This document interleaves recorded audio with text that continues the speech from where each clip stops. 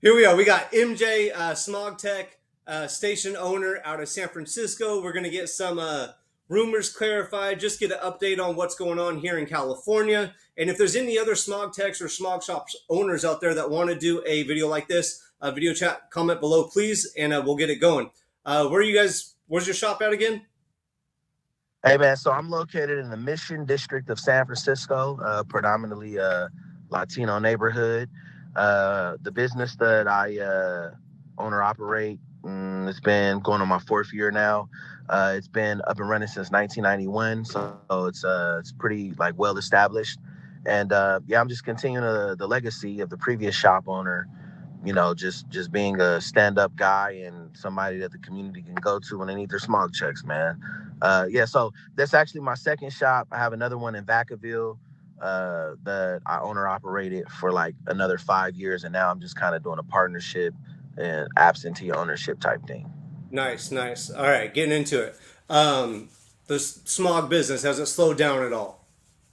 No, man. So you believe it or not, man, it's the summer months, man. So majority of people buy cars during tax time, you know, spring or whatever, and then they buy them during the summer. So numbers are up, man. Traditionally, they're always up for the smog industry summertime.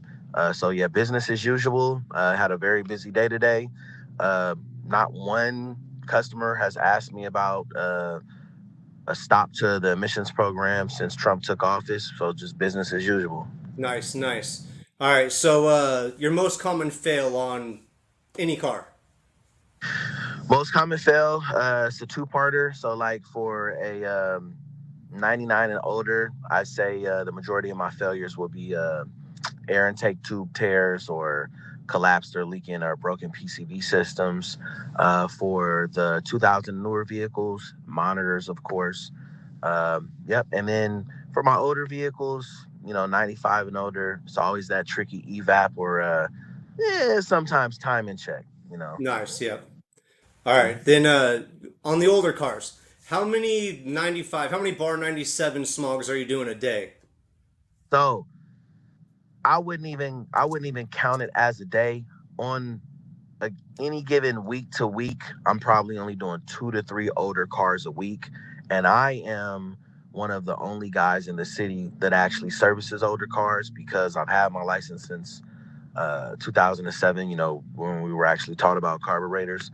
And then there may be like two other guys in the city that'll actually do the older cars, but they're kind of a little bit more pickier as to what they want to do.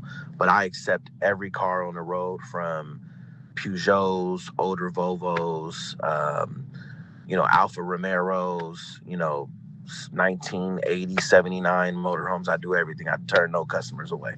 Nice, nice. Okay, and then as it is right now, do we still have carb stickers, carb numbers for aftermarket parts, catalytic converters, intake, and stuff like that? Yes. So for aftermarket parts, we are still using and checking CARB numbers. The most common CARB number you'll see would be an air intake tube or yeah, air intake performance like a K&N or something like that. And then after that, you're probably checking headers. And then two, I'd probably say third place would be the catalytic converters. We're still checking that, but it's pretty lenient when it comes to the catalytic converters because of the whole nationwide conspiracy to steal catalytic converters, man. So I've had customers where I failed them. I sent them down to the smog referee. It could be the carb number could be for a whole different year, make, model, engine size, and they'll stamp it as a okay part, and I'll be able to pass it. So because they've been told to be a little bit lenient, because I think at one point there was like a 4 to 6 month wait for catalytic converters from the dealership, so it was bad. It was like a shortage. Yeah, no, they was get that. It's still crazy. Like I remember when cats were $250, and then my friend got a cat stolen on her Accord like a year ago, and I was like, just go get one. They're hella cheap. She called me and she's like, they're like $1,400. I'm like, what? I was like, go somewhere else, and she called me back and they're like, yeah, it's still like $1,400. I'm like, I don't even know what the hell's going on now. This is crazy. Right, dude. It got really weird, man. They had got like a family that was involved in doing it, and the kid had posted on Instagram of his whole garage wall covered in converters, and he had like, thousands of dollars laid out on the floor. So, like some guys were actually like, it was a very lucrative conspiracy theft ring or something like that, from like Northern California all the way down to LA, and I think parts of like Nevada too. So That's crazy. That platinum, palladium, and iridium, it's some super expensive metals in there. Someone's rolling around with some nice change right now. If a vehicle fails a smog, is it red flagged in any way, shape, or form at multiple times, or a gross polluter? If it fails, is it red flagged by the state or anything like that? no, contrary to popular belief, if you do fail a smog check, the state will not come after you. They won't kick your door in or repo your car or anything. I've had customers fail smog checks up to 20 times because they choose not to take it to another mechanic shop, or their mechanic is just not versed very well or something in the particular repair that it may need. But no, nothing happens. You can fail as many times as you want to. You can attempt to fix it as many times as you want to, but the state will not allow you to get your registration. So it just, you can get into this. You can get into this rut with constantly spending money repairing it. But no, the state will not in any way, shape, or form, come after you or label you if you fail a smog. Now, previously, back in the day, if you did fail a smog and you gross polluted, the state would make you go from a like just I guess a regular smog shop to a test and repair shop. But that's been over with maybe 10, 15 years possibly. So Okay. And one thing when I get people that run into failing smog a lot, they're like, "Shit, my registration's due tomorrow." I would always recommend pay it on time, and you won't get your tags until the smog gets passed through into the system. That's good word of advice, right? yes, it is. And from what I've been told, is that the state, for whatever reason, they won't even attempt to ticket you until you're maybe a couple months out of registration. So they kind of understand that, hey, people have a hard time passing smog sometimes. So, yeah, but that's right. Pay the registration so you don't get the late fees. You save an extra couple bucks. All right, For back to real. bar 97. So you do 1 to 2, 3, 4 a week. Um, are those machines harder to keep going right now? Are they harder to find somebody to service the parts and get the parts? Are they just hard to just keep going? So that's another like twofer there. So in my experience, I have a Gen 3 Opus machine, and since I've had it, it's been down 3 times. I may have only lost 10 customers because of that. Um, my experience is they're easy for me to maintain. You keep them away from the door. You make sure they're not getting dust in them and moisture. You don't let your gas bottles run low so it doesn't wear out the internals. The problem that I have had when the machine's broken down is inexperienced technicians. So the technician that I have, every problem I've had, he had to call a senior technician down to help him fix it. So I just think the new guys aren't trained as well, and that leads to a longer period of the machines being down, and allows them. I don't know. I just think that they're not maintained well, so they break down, more often. But in my experience, I haven't had any issues, but I just think that's because I am experienced with them. Okay, and then so there's a lot of people that say it's hard to find a shop to even do a bar 97 or a 95 and older smog. My theory on that a lot is that it just technicians don't want to do them, but then the technicians say their machines are broke down. Do you think it's more of the machines are broke down or technicians just don't want to do them these days? You know what? I want to say it's more so about the technician, because there's technicians that they they won't close the gas bottles after a calibration. That'll allow them to leak out more. So I just think the machines are not being maintained as well because the technicians are younger. And then I also think a lot of technicians are intimidated by the older cars. And I think that there's a price sensitivity factor. Like the older cars, they take more time. Shops want to charge more. Customers are a little bit sensitive, and it gets to a point where, like, do I even want to bother with this guy who's price sensitive on this car that's probably going to fail? That's going to take me a half an hour to do, and I'm going to lose 3, OIS smogs. Yeah. So I think it is it's like a compounded issue in my experience, but I just think that it's just overall hassle, and I think that the technician at the end of the day is just making a decision to just not be involved in the fiasco. And then too, uh, the potential to have your star score go down Yeah. because you smog that older car today. 2 years from now, it goes to another shop. It fails. That comes back on you. Hurt your score. So the state is thinking about doing a list of contracted stations or a network of stations. Given the how many smogs you do per week per se, do you think it's worth for you to be, or would you be interested in being in the network or the contracted network if that does come into play? Yes, 100%. Because as a smog shop, we kind of really only have one service, so you don't want to limit yourself to the the type of car you're able to service. You want to be able to service every vehicle. So me, kind of being, I guess, what you can call a old timer now, I'm comfortable with smogging any vehicle on the road. Doing a evap functional or timing check doesn't bother me at all. And I've kind of seen a lot of vehicles. We used to smog 70 cars a day. I used to smog at one shop probably 8,000 cars a year. So I'm pretty well versed in. So I would love to opt into that referral program that the state is thinking about. I want to do every car on the road.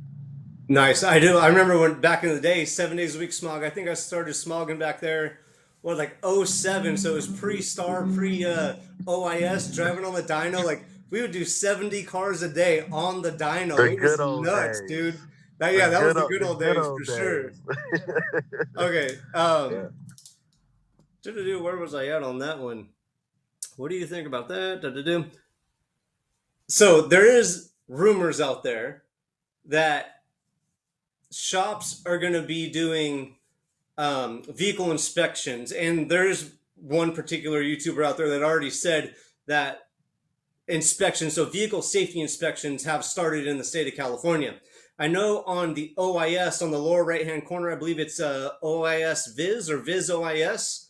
Have you heard anything about that, or are you doing safety inspections or anything?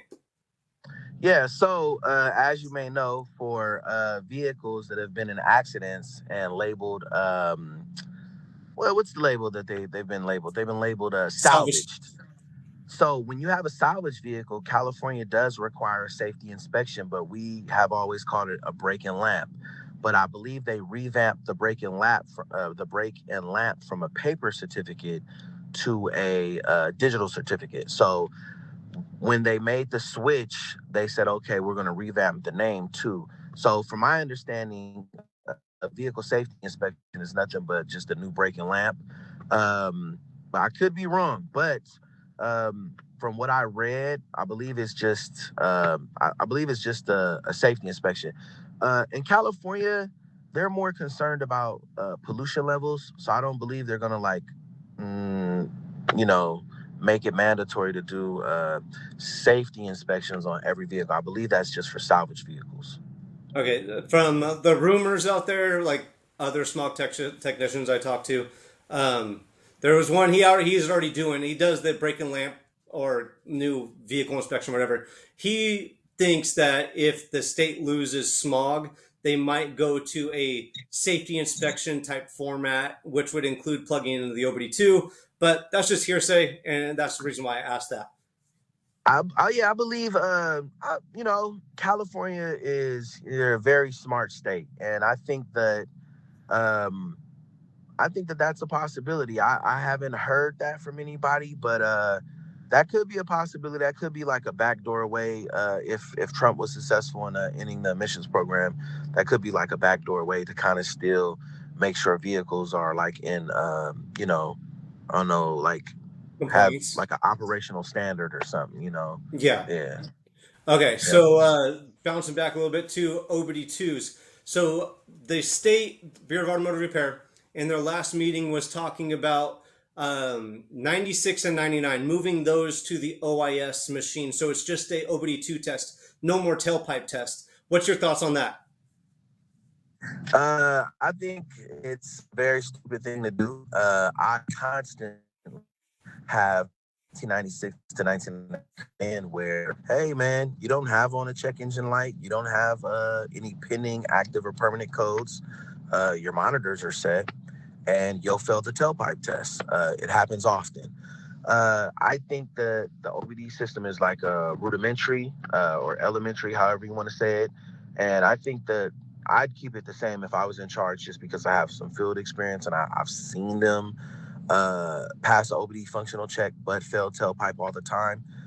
So I don't think it's a good idea. I would keep the 1999s and 1996s on the bar 97 machine, because I just believe you get a more accurate test that way.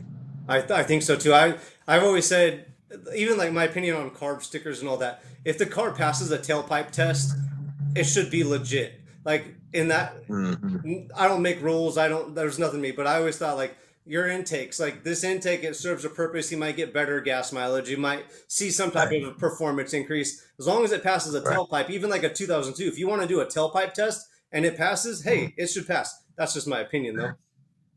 Check this out. I've done OIS cars on the dyno by accident, and they passed the OBD2 functional, and it failed the tailpipe. I actually I get had a 2003 BMW that did that.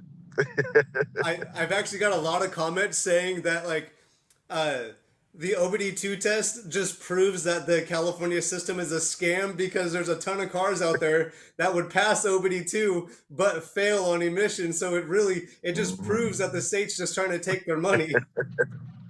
Nah, I definitely think there's probably like a thing in there where, like, okay, maybe if we didn't do an OBD functional, I was like told this back in the day, like, okay, like imagine if, okay, you passed the OBD functional, but you barely failed the tailpipe test. That's okay. But then if we didn't do an OBD functional at all, let's say you got tons of codes, misfires and whatnot, then, you might fail the OBD test by like, 300 or 1,500 parts per million. So it's it's weird, but I definitely, if it were me, dude, I would have never moved to the OIS. I'd have kept everything on the bar 97, man. I agree with that one. I like I said, I when I was smogging, it was only bar 97. When that OIS came out, I'm like, what is going to go on here? Like, I thought there was going to be Hey, self-service kiosks. We weren't going to be worth anything no more. I'm like, I got to get out. That's why I went and got my government job. I'm like, I got to make sure I could like support the family and shit. hey, dude, I was the same way. My buddy at the beta shop, he's like, dude, come check this down. We just got the OIS in. He's like, yeah, watch me do a smog. And I came down, and I said, what is this, the OBD check and the visual inspection? I said, what the hell is this? I said, we're going to be charging $10? Yeah. And believe it or not, the price has skyrocketed Yeah. since the OIS. But it's who knows, man? Who knows what's going on? Who knows what the future holds, right? That no, for sure. And like trying to keep up on all this is crazy. Like we got another bar meeting in July, and I record them all and I like go through them all and just explain to people what is really going on. That's how I find out all this stuff. I'm on the bar blast too, just in case anything comes up. Okay, Cool, cool. do the monitors in the bar meeting. They were talking about in the last one. They are thinking about making it to where no vehicle could have incomplete monitors anymore. I believe it's 96 to 99. You're allowed to have two. For the 2000 and newer, you're allowed to have just EVAP. But they're thinking of making it that there's going to be no monitors incomplete other than the vehicles that don't set monitors, like the, 2000 to 2003, 4-ish heavy duty or medium duty Fords and Chevys that never set monitors, the federal emission standard ones. But what do you think about removing any incomplete monitors to pass? So real quick, on the 1999 to 1996s, I believe it's any one monitor now. So any one monitor could not be Okay. ready. I might be mistaken, but I think that from an environmental standpoint, I'll be honest with you.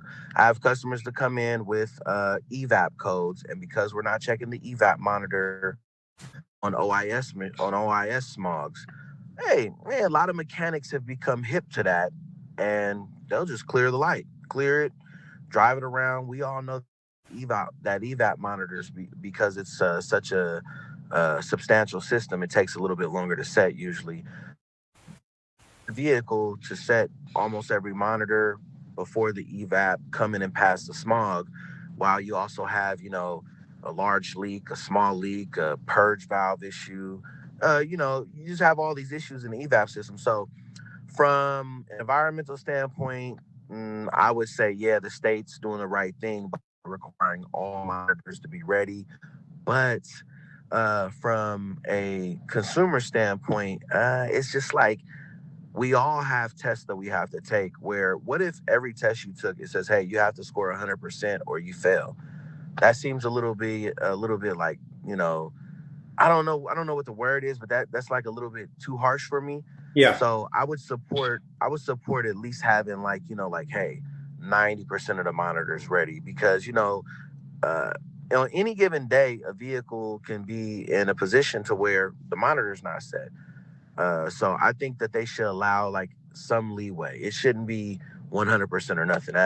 Get our smog license is not 100% or nothing. No test is 100% or nothing.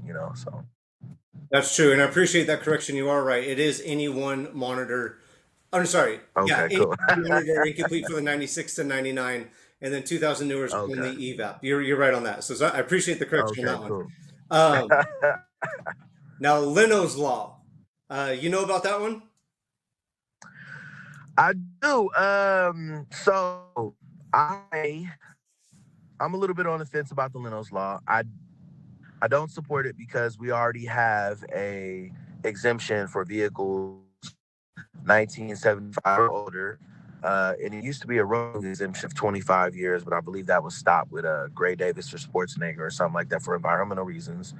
But I believe a classic car is a certain time period, and that is, early 70s, 60s, late 50s. That's a muscle car for me.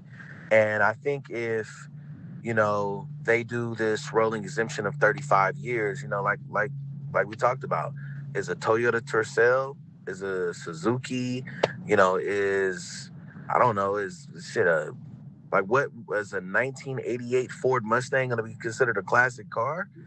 So it's just it's tricky, but I don't know where that's going. But I mean, we're doing so little older cars nowadays that if somebody wanted to keep up a 35-year-old car and it's running fine, I'm okay with it. Hey man, get your classic car certification, maintain it, and do your thing. Just to clarify on that one again, 30 years old, you must have classic car insurance and historical plates issued from the state or DMV to be able to qualify for that. As it is right now, current rule for that classic exemption, uh, collector car is it classic or whatever it is. There's one where you could have a 25-year-old car and have Mm, the oh yeah, and you have to have the smog from the referee to be able to get it right now. With the Leno's law, it removes that smog requirement. So the current law is a okay. 25-year rule is you can have the classic car insurance, the collector plate, and the smog at a ref. And my Tahoe is a 2001, so next year it's going to be 25 years old. So I'm gonna try to do the classic or collector car thing next year on it. Hey, from a consumer standpoint, I love it. If somebody who's just kind of worried about the environmental stuff, like I said, they're saying, I believe in the Jay Leno said himself, like, oh, these are classic cars, they're not our dailies. But if you have this rolling exemption, guys are going to be daily driving some classic cars out there, quote unquote. A 90 early 90s, they're going to be driving them daily. So but Yeah, that's funny to me, dude. yeah, no, that's So I got like a classic car plate on my Tahoe, man. My exactly. my 19. That's what That's I'm gonna funny, try to dude. like as long as it meets all the requirements. I'm like, why can't you do it? Like Right. I drive it like 900 miles a year, if that. It passes smog. It's like drivability wise, functionality wise, it's golden. Like I would hop It's in that thing and drive yeah, a it's Tahoe right operating. now. But Yep, that yep, yep. that's why I'm like, I'm gonna try to take advantage of that one. Yeah, I had most recently I had a 89 5.0 drop top that I was dailying for like Man, 4 months, dude. So Nice.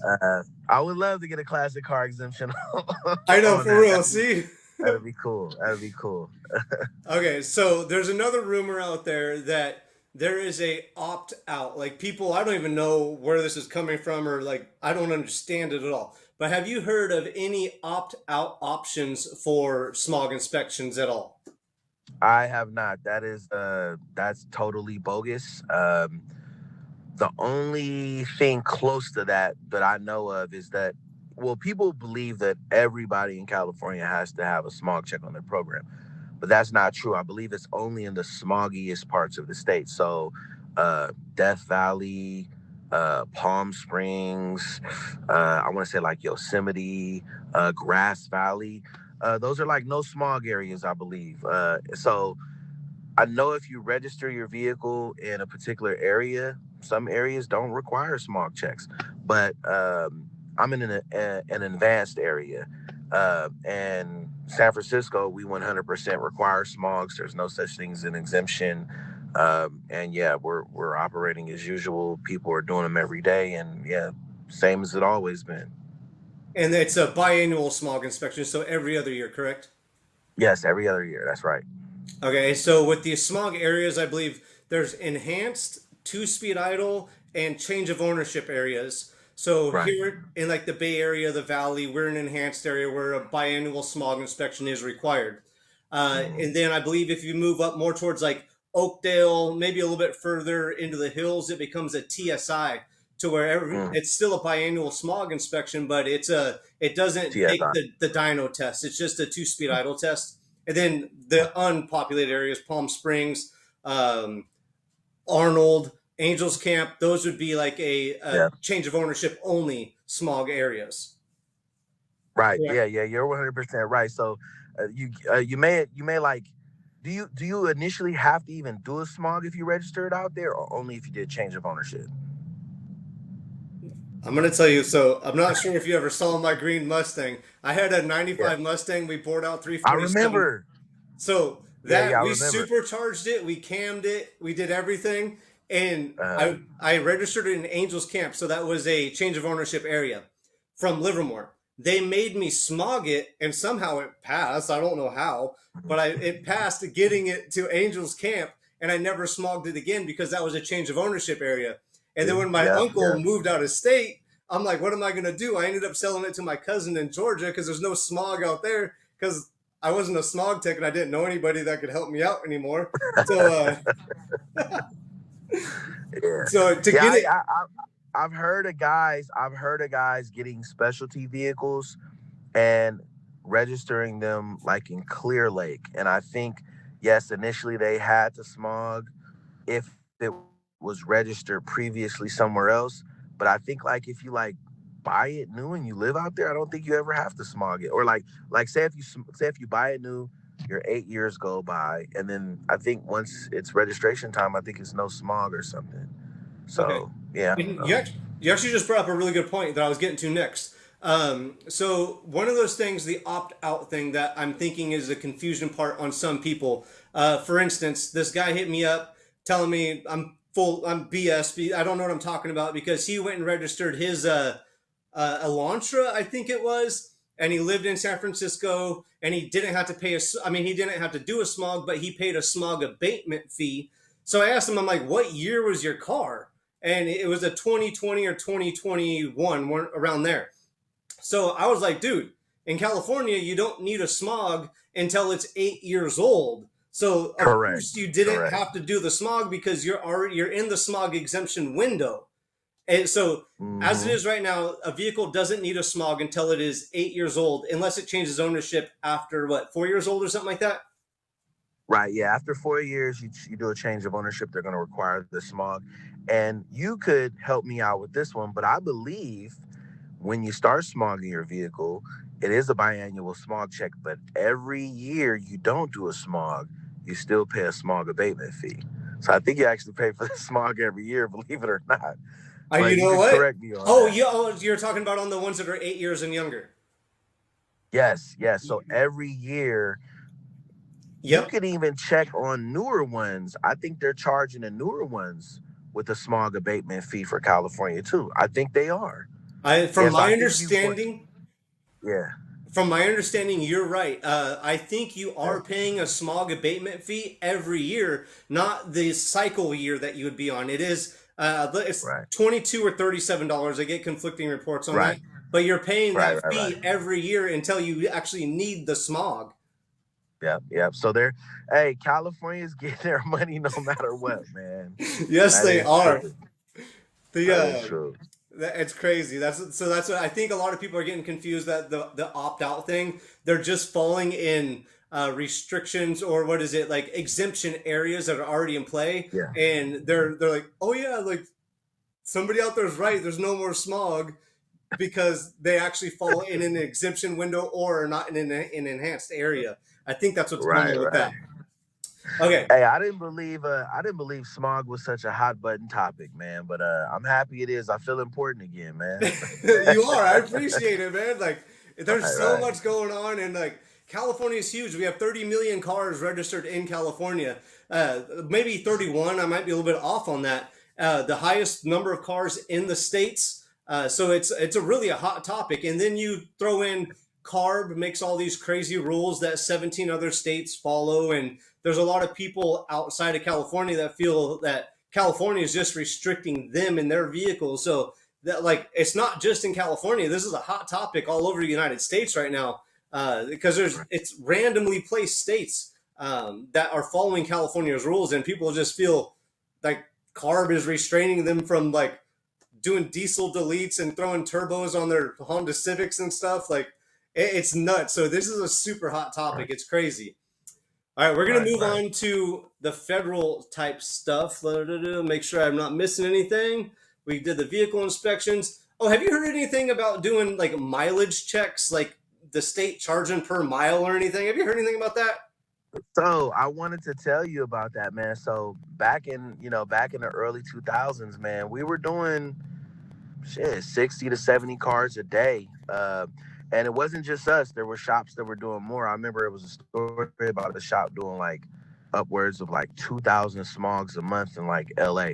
So nowadays, most shops are doing maybe about 20 at the most. And this has to do something with like the 8-year exemption, and it has a lot to do with EV vehicles.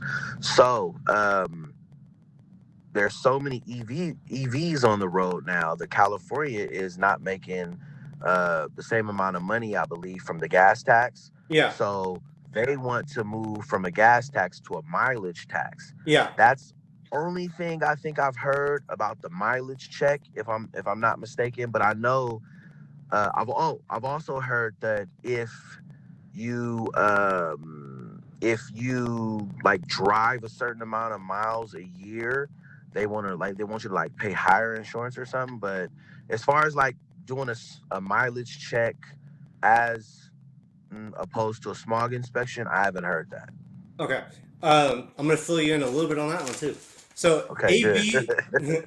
AB 1421, that one was introduced into the assembly, I believe, in March. That was the gas mileage tax proposal of this year. There was one last year too. But I actually hit up the transportation committee. Was it transportation? I don't got time to look at my notes. But I hit up the committee that assembly bill was stuck in April, and I asked them, I'm like, I looked at your schedule. You guys have nothing on your schedule to look at this bill. What's going to go on with it? And they said, well, we don't know. So I assumed this was like one of those times I did a speculation, very, very not often.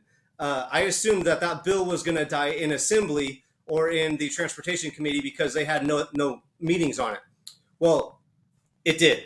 The deadline for the bills to pass out of the originating committee, assembly or Senate, whichever one. It had until it was June 6th to pass out of the assembly. It died in the assembly, so that's no longer a thing. AB 1421, that is. But on the flip side, Hawaii, I believe it was last month it came into effect, maybe a little bit longer, but Hawaii is actually charging a mileage tax now, and pretty much testing the like constitutionality of it, because a lot of people say that's restricting their driving and you shouldn't be charged to drive your vehicle. But Hawaii just started doing it, and I feel like If it works in Hawaii, they're going to go through all of these lawsuits and everything. If it works, I think California might be doing that sometime in the near future. Yeah, California will never turn down a good tax, man. That's for sure. Yeah, for But real. that is, and it's just, I can understand why Trump won, man. Trump won because it's just, at some point in time, I don't know where I heard it from, but I think I've heard it multiple times that when you look at your paycheck and everything, you're taxed like somewhere around like 50 to 60% of your income, man, in ghost taxes that we don't pay attention to. But that's sad to hear. Hawaii, though, believe it or not, man, it's like it's a different, I don't know, environment, tropical. They got endangered whatever around there. So who knows, but I hope California doesn't move towards a mileage tax because I am what some people would consider a super commuter because I commute more than 2 hours a day. So that would actually strangle me. I'm paying $16 in toll at the moment. So Oh my and God. California is getting ready to close 2 refineries. So they're saying gas may go up too. I cover all of that stuff. I went out, I droned what is it? Not the Benicia, the Valero one that's closing down out there. I cover all that stuff. Yeah. So what is it? The carb tax. So next month, July, we're going to be going up at least probably 65, 75 cents. So we are going to get taxed on that. And I can tell you, I do not envy you on the driving. That was my biggest thing. Like right now, I'm 20 miles opposite of commute. Like I leave my house and I'm at work in 17 minutes. And like usually I Oh, I got my love cruise that, on man. like 90. Like I Oh don't man, miss going to the bay. I love that, dude. Hell yeah. All right. So now the CRAs, moving on to federal emission standard type stuff. The CRAs, are you familiar with those that Trump signed in, what was it, 2 weeks ago now? Yeah, yeah. So the Congressional Review Acts are, I believe, it's a way for, like the executive branch or just someone who is opposed to certain rules or regulations, just to say, hey, Congress, this may be unconstitutional, or this may not be appropriate, or this may be illegal. Can you review the law, the rule, or whatever? And I believe that the CRAs just passed and then California sued, and then the Congress upheld the CRA for like the federal government. So I think California has sued Trump 23 times since he took office, and this is one of the wins that Trump had. So, yeah, the CRAs were for the diesel ban, I believe. It was for the importation of like gas vehicles or something or the sale of gas vehicles, and like smog on tractor trailers and heavy duty vehicles, and like an EV mandate, right, by like 2035 or something. Yep. Like a heavy percentage of vehicles had to be EV or something like that. Yep. I'll break it down for you. So HJ Res 86 was the clean trucks. So that was mandating that big rigs like the Tesla trucks, the heavy duty trucks, that was a gas ban, a diesel ban on heavy duty vehicles. HJ Res, sorry, I got that messed up. So that was 87. HJ Res 88 was the gas ban altogether for passenger vehicles by 2035. No more new gas vehicles sold in California. And then HJ Res 89 is the omnibus low NOx rule. And that was just creating a higher standard of reducing pollution on heavy duty trucks. So pretty much it was like a double standard or a double whammy, I guess you could say, to where if the big rigs weren't buying electric big rigs fast enough, they're going to make the big rig manufacturers start adding emissions components to reduce emissions, which would make it more expensive in that case to drive them to go to EVs. Drive them. Yeah, I just didn't mean that, a but backhanded way to manipulate them. So if you remember, man, a couple years ago when they had locked the ports because they wanted these big rigs to buy or install catalytic converters or something like that. So I know the state's been attacking the transportation industry for a while now.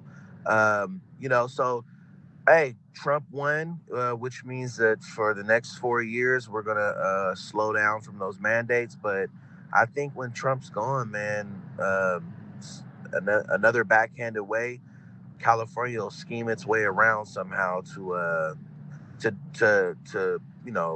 promote this adoption of EV, and I think they're already doing it because all of a sudden these refineries have been getting slapped with fines for decades, man. Chevron, Valero.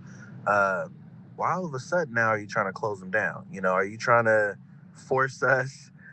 You trying to get us with this higher gas so we can go to these EVs. So I think California's already scheming their way around the CRAs, but I know Trump's last presidency, he attacked California pretty hard. So I just think that's going to be an ongoing battle for the next 4 years. But yeah, I think what was it Friday that the Supreme Court ruled in favor of the CRAs or something like that? I didn't hear anything about the Supreme Court ruling on the CRAs yet. I could be a little bit late on that one. I'll double check when we get done with this. I'll do some research tonight. But to my knowledge, they haven't ruled on those ones as of yet. The rumor is that these CRAs are getting rid of all of the waivers for California to where California can't set their own emission standards anymore. And the other rumor, which is really, really funny, is that CARB is losing all their money, that they have no money to pay the employees and do all this. It's really funny. So a couple of things. I think they just did the ruling Friday for the CRA. So Trump won that legal battle that we just went over about the EV mandate and things like that. But the smog inspection program is one of the only self-sufficient programs in the state of California. So the smog check program, from my knowledge, pays for itself tenfold, pays for CARB. It also helps with highway maintenance and safety. And then I think they also take a little bit of the money and they use it for like education and another environmental policies. So CARB I want to say they're under the Consumer Affairs Department. It's one of I don't know, they have like one of the biggest budgets in the state of California, and the smog check program is one of the more lucrative programs in the state. So, and from my reading or whatever, I saw that California has 3 mandates that allow them some freedom, and Trump so far has only attacked a couple of the mandates about the EVs and the diesel bans, but not about the emission program, from my understanding. Yes. I was thinking while you're talking. So on Friday, I believe it was, the Supreme Court ruled on a case where Valero is suing the EPA for advanced clean cars, and they allowed a lawsuit to move on. That might be what you're thinking about, but I'm gonna double check everything. Yeah, that's it. So Yeah, that's it. that one's a little bit different than the CRAs, and really, Okay. CARB has been sued a ton of times by people and everything, You and name it. yeah. Always. So what Every other month they're being sued. exactly? So what that ruling from the Supreme Court was, and that was a Supreme Court of Appeals ruling, because I believe it was the federal judge in Oakland dismissed their case because that judge said that they didn't have the standings, they weren't being harmed by these rules. So that judge threw it out. They appealed it. It went to the DC Court of Appeals, and the DC Court of Appeals said, yes, you are being affected by this. So now that whole case is going to go back to Oakland, I believe. I might have the wrong place, but it's going to go back to the local federal court and proceed with the actual court case. So there's that. Okay. And then the budgets. Yeah. BAR is Department of Consumer Affairs. That's where they get their budget from. CARB is funded by the state. So what people think, and that's the big confusion part. A lot of people that aren't in the state, they don't realize that CARB doesn't actually do the smog program in California. It's actually BAR that runs the smog program in California. CARB comes up with these crazy ass rules for everything, not just vehicles, for Everything. industries, Yeah, shipping. offshore drilling, everything. Yeah, so that's one big confusion part for everybody out there, because they're like, CARB's being defunded. I'm like, well, even if CARB's being defunded, BAR is the one that does the smog program in California. Like, BAR doesn't need CARB. BAR is the one that does it. Like, it's crazy. Right. Yeah. The smog check program is strictly a state developed, run, and funded program, like 100% at the state level. Yep, You know. exactly. Okay, then moving on to federal stuff still. So the Transportation Freedom Act, you've heard about that one. Yeah. Yeah. What do you think about that one? Uh, you know what, man? I think it's a backhanded way for Trump in office to help out auto manufacturers. So correct me if I'm wrong, but is the Freedom Transportation Act that's the one about doing away with the emission components? Um, there's a couple bills right now. We're going to cover one at a time. So, Transportation Freedom Act is Okay. one I actually, in perspective of ending smog, I do not like the Transportation Freedom Act because it gets rid of Section 209 of the Clean Air Act, which gives California the ability to make their own rules. It gets rid of Section Oh yeah. 170. Okay. It gets rid of Hmm. Section 177 of the Clean Air Act that allows other states to follow on to California, but it also it includes all this extra fat to where like automotive manufacturers will get a huge tax incentive, not just the manufacturers, but automotive manufacturer employees could get huge tax incentives Right. uh, Okay. for making vehicles. So that's I don't like the Transportation Freedom Act in the case of ending smog in California if I was in favor for that. And I'm not in favor of anything. I'm just finding facts and providing them to people. Yeah. So my opinion on it is, in a way, Trump is trying to prop up the American auto industry. I also believe somewhere in there that they said auto manufacturers would have to produce vehicles 100% stateside. And you think about how many American auto manufacturers have plants in Mexico or Canada or something, I believe, because the freedom or the what is it, the fair trade agreement or the some I MCAA, forget I the think it is. NAFTA, yeah, something like that, North American Free Trade Agreement. But in a backhand way, I think he's doing the right thing by trying to prop up the auto manufacturer sector for just getting people back to work, especially in the Midwest and things like that. But I just think that, in my opinion, is like, I don't know, the conservative gets into office and in a way he's trying to come down on states' rights. I think that California is in a particular position to where, hey man, if you've ever traveled down to LA, it does get smoggy, man. It'll be 100 degrees outside and you can't see anything. So I definitely think, because how California's topography is with the two mountain ranges, that we need some sort of emissions program. Uh, I may be wrong, but I think Trump was in office his last presidency. He did something similar, but he lost in the Supreme Court or something like that, trying to do away with the smog check. So, you know, I believe that the smog check program is working. I mean, does it have its issues? Yes. I mean, could fees or be a little bit smaller or whatever? Yeah. But you know what? I don't think it's gonna pass, in my opinion. But if it does, hey man, we'll pivot and figure something out. But I'm all about propping up the American auto manufacturer, but I don't know if that's gonna help American citizens, because we know that that's not free trade, and we know free trade brings better products and lower prices. Yeah. So I don't know, bro. I'm keeping an eye on that, but I just feel like the Freedom of Transportation Act is like super deceptive, and I think if you're offering all these tax incentives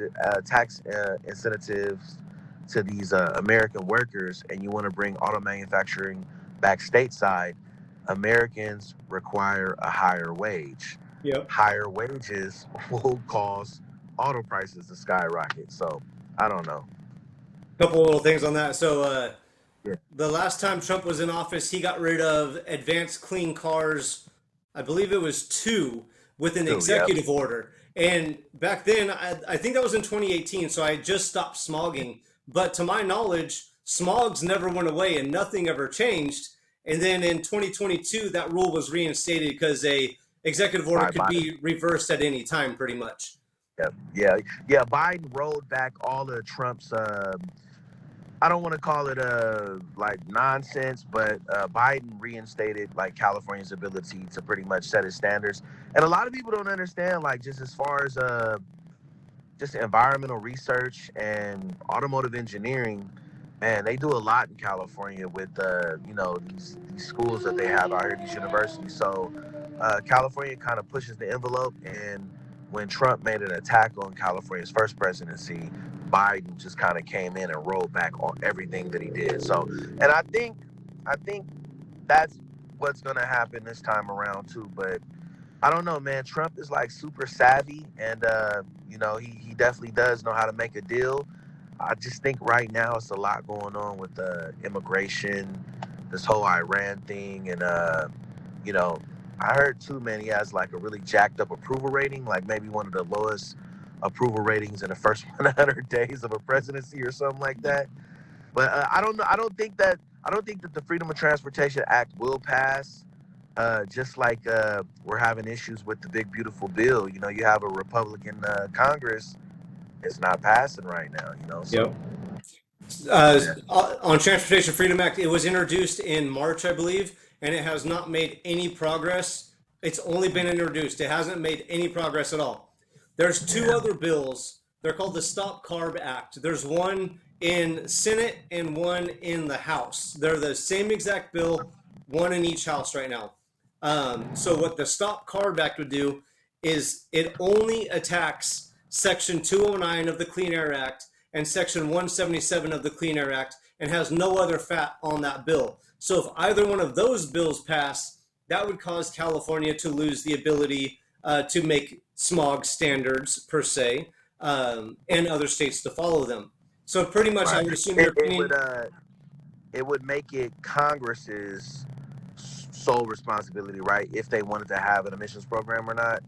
So I would first off, I would assume the um, your take on that would be the same as Transportation Freedom Act because the rules are pretty much the same. Okay. And Right. then, so what the rumor is, or what consensus is if California loses Section 209, where they're allowed to make their own emission standards, do you think California would continue doing smog on a federal standard? Yes, 100%. I think that the federal government has to have a standard. And I think California will pivot and make the California emissions smog check pretty much adopt the federal standard if need be. I also think that the federal government has to have a standard because if there's no if there's no federal government standard, what is this, Mad Max? I know, People are going right? to be driving. Yeah, people are going to be driving anything. So I definitely think that I know that California wants to have some control over how much pollution, and I know the federal government has to have a standard too.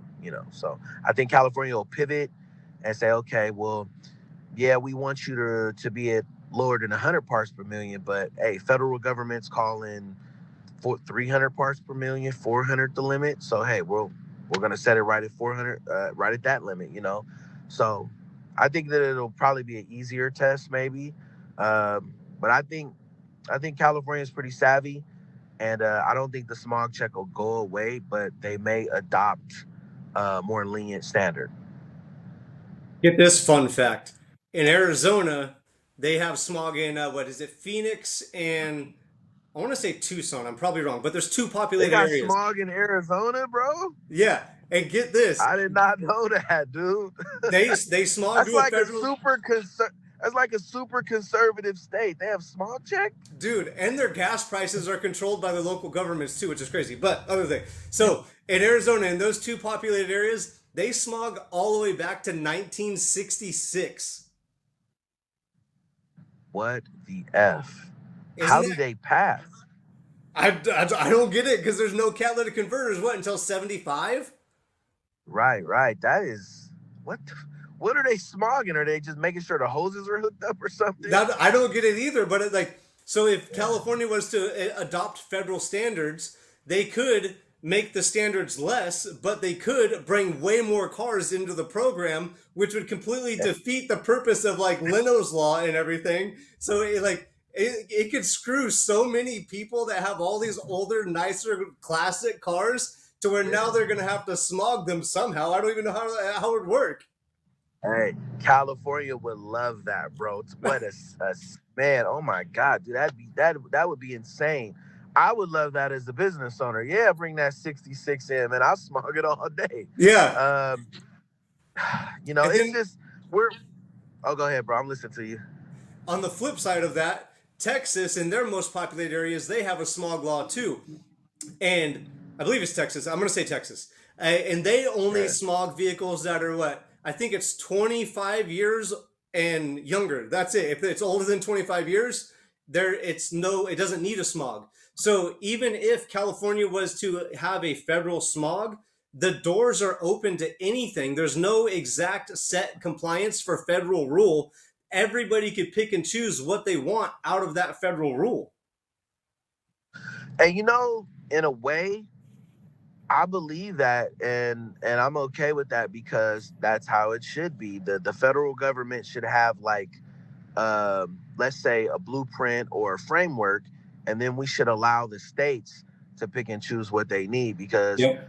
California is a coastal city, Texas is a coastal city, but I mean we may be different from Colorado, we may be different from Montana, we may be different from Ohio, uh, you know.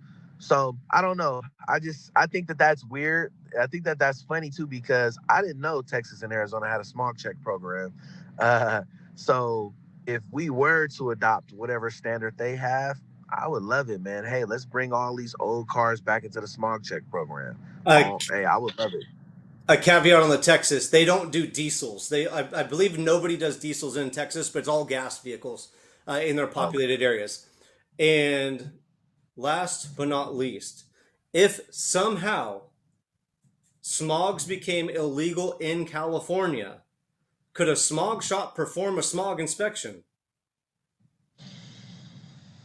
No, I mean, if the smogs became illegal in California, um, I mean, of course, the consumers would know about it right away, and I think the smog shop owners would either pivot to, I don't know, what safety check possibly, or maybe just even pivot to like a detail type of shop or something. But I think that a lot of smog shop owners are keeping their ear to the floor. They're reading the news every day. So I think that if it did become illegal, yeah, people would probably close the doors or figure out something else to do with their space. I don't think that they would be. It might be some crooked guys out there for you know the public, like, oh, I need a smog and my registration came in 3 months ago. They probably would stay open a couple extra months and rob the public, but I think we all would just close up and be like, yeah, it's illegal now. We most of us would be honest.